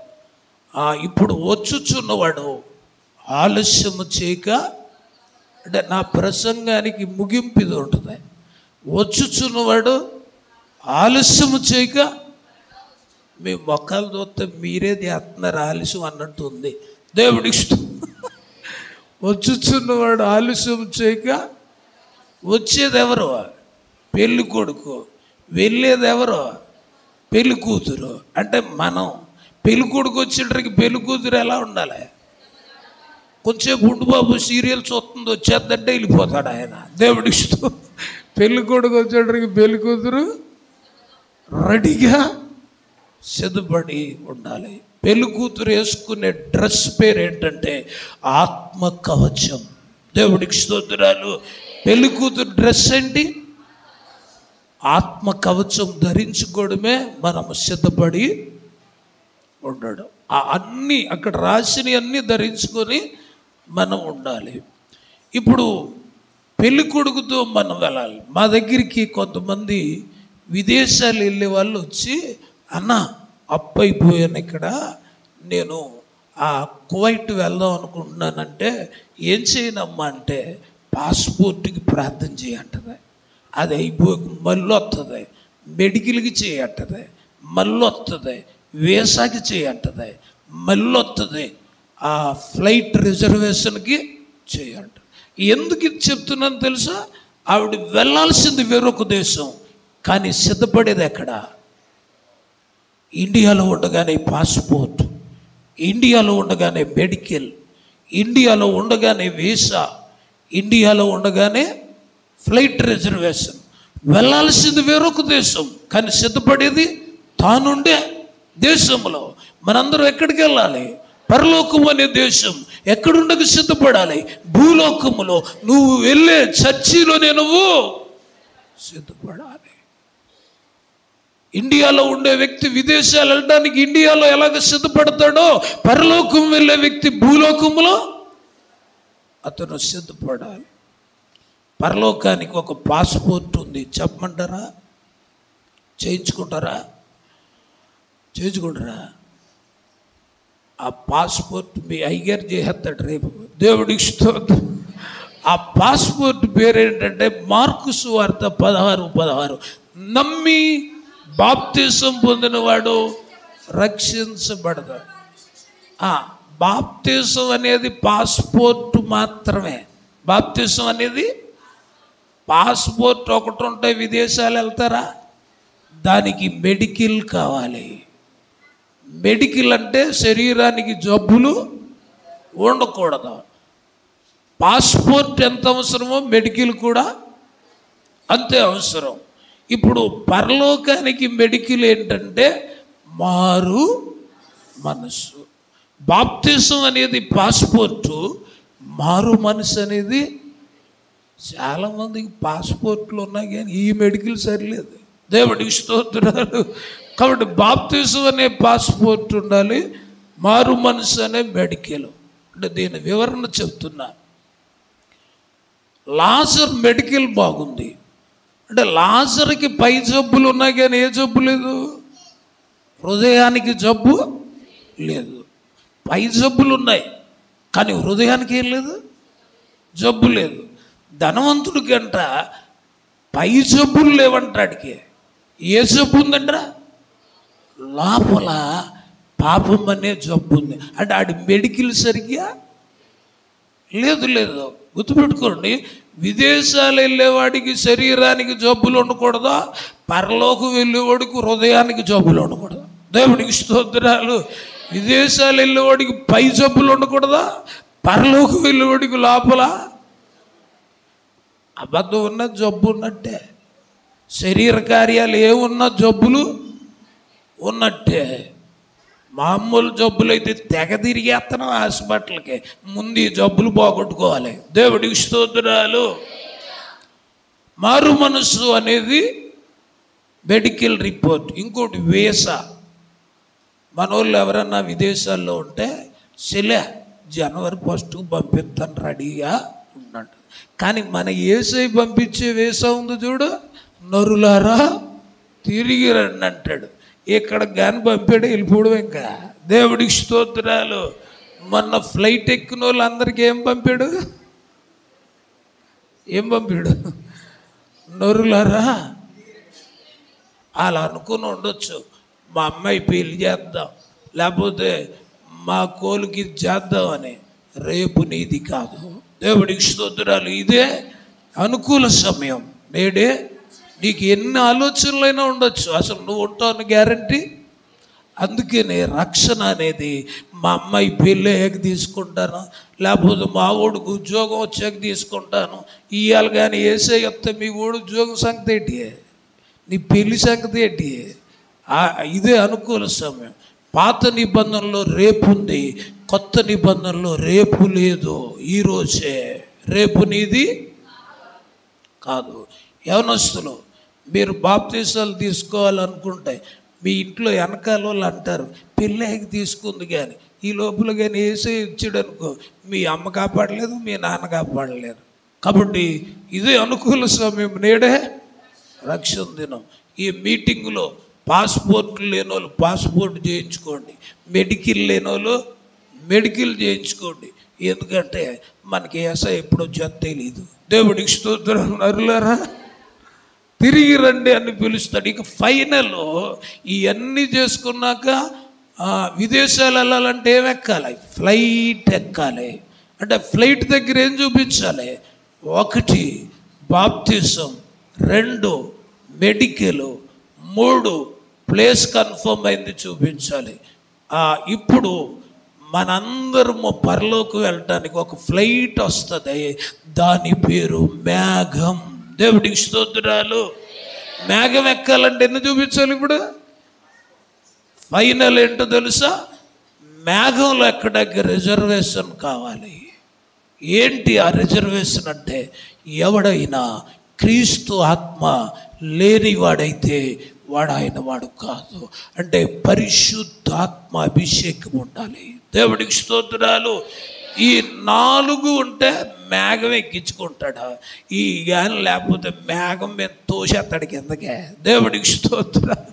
కాబట్టి ఎక్కాలంటే బాప్తిజం ఉండాలి, మారు మనసు ఉండాలి, ప్లేస్ కన్ఫర్మ్ ఉండాలి. మేఘములు ఎక్కడానికి రిజర్వేషన్ పరిశుద్ధాత్మ అభిషేకం ఉండాలి.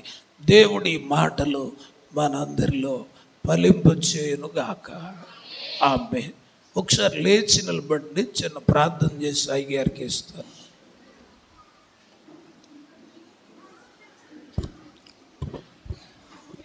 ఆయన రాకడ వచ్చినప్పుడు ఎంత జాయిగా లెగితే వెళ్ళిపోతాడు ఆయన. దేవుడికి స్తోత్రం. దేవా మీకు స్తోత్రాలు చెల్లిస్తున్నాము. నీ సేవకులు జాన్ డేవిడ్ గారిని ఆయన యొక్క ప్రాంతములో మీ అన్యజనుల మధ్యలో మీరు ప్రత్యేకపరుచుకొని ఈ దుష్టత్వంలో ఉన్న ప్రజలను మళ్లించడం కొరకు వారిని మీరు వాడుకుంటున్నందుకు మీకు స్తోత్రాలు. ఇంతమందిని మళ్లించినందుకు మీకు స్తోత్రాలు. ఈ కూటాల ద్వారా ఇంకా అనేక మందిని మళ్లించబోతున్నందుకు మీకు స్తోత్రాలు చెల్లిస్తున్నా. రాబోయే స్పీకర్స్ను కూడా మీరు కొలత లేని అభిషేకంతో నింపి వారిని కూడా మీరు వాడుకొనమని ప్రార్థిస్తున్నా. ఈ మొదటి దినము నన్ను వాడుకున్నందుకు మీకు వందనాలు, స్తోత్రాలు చెల్లిస్తున్నా. నీ వాక్కు మేము శ్రద్ధగా వినాలి. వినకముందు మా ఇష్టం, విన్న తర్వాత మా ఇష్టం కుదరదని చెప్పారు. మీ ఇష్టమే మేము చేయాలని మాకు హెచ్చరిక చేశారు. వినుట ద్వారానే మాకు విశ్వాసం వస్తుందని, దాని ద్వారానే విడుదల వస్తుందని మీరు మాకు తెలియచేశారు. తండ్రి, ఇశ్రాయేలీలు 70 సంవత్సరాలు నిన్ను ఉపవాసం ఉండి అడుక్కున్నారు, కానీ వారు కడుక్కోకపోవడం ద్వారా ఫలితాన్ని చూడలేకపోయారు. ఈరోజు మీరు మాకు చెప్పారు, మీరు మామూలుగా ప్రార్థించిన, కన్నీటితో ప్రార్థించిన, ఉపవాసంతో ప్రార్థించిన మీ హృదయం అనే గిన్నె కడుక్కుంటేనే మీకు నింపబడుతుందని చెప్పారు. ప్రతి ఒక్కరు కూడా ఏ పొరపాట్లున్నా, ఇంకా ఈ ఆచారం అనే కట్లున్నా, ప్రభు ఆమె ఇందాక చెప్పిని నా దగ్గర ఉన్నాయి, నన్ను క్షమించండి, నన్ను కడగండి, ఈరోజు ఆ కట్ల నుంచి విడిపించండి. నేను ఇంటికి శరీర సంబంధిగా వెళ్ళకూడదయా, ఆత్మవశమై ఆత్మ సంబంధిగా నేను తిరిగి వెళ్ళాలి. పరిశుద్ధాత్ముడా, మీరు వస్తేనే నాకు విడుదల, మీరు వస్తేనే నిలబడతాను, మీరు వస్తేనే మా కొత్త మనసు వస్తుంది, మీరు వస్తేనే స్వభావం మారుతుంది, మీరు వస్తేనే విజయాలు ప్రారంభమవుతాయి. మీ అభిషేకము ద్వారానే నేను జయించగలుగుతాను. నీ అభిషేకముతో నన్ను నింపండి. నేను ఒప్పుకొని అన్ని ఒప్పింప చేయండి. పరిశుద్ధాత్ముడా, సహాయం చేయండి. నీ చేసిన పాపాలు 1 2 యేసయ్యా, అవి చెప్పాలంటే భయమేస్తుంది నాకయ్యా. మీరు చెప్పండి, నీ చేసిన పాపాలు 1 సయ్యా, అవి చెప్పాలంటే భయమేస్తుంది. నీ చేసిన పాపాలు 1 2 అవి చెప్పాలంటే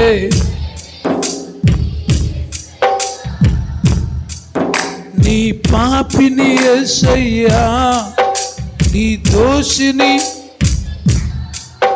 నీ పాపిని యేసయ్యా, నీ దోషిని,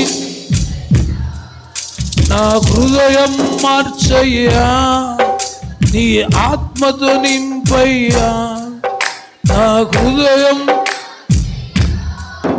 నీ ఆత్మతో నింపయ్యా, నా మనసును మార్చయ్యా. నీ ఆత్మతో నా మనసును. దేవానికి స్తోత్రాలు చెల్లిస్తున్నాము. ఈ మీటింగ్స్లో అనేక మందిని రక్షణకు సిద్ధపరచండి, మారు మనసుకు సిద్ధపరచండి, అభిషేకానికి సిద్ధపరచండి. అనేక ప్రజలను మీరు ఆకర్షించుకోండి, సహాయం చేయండి. విన్న వాక్యం ఫలింపు చేయండి. నజరేయుడైన యేసు నామములో అడిగి వేడుకొనుచున్నాము తండ్రి, ఆమేన్.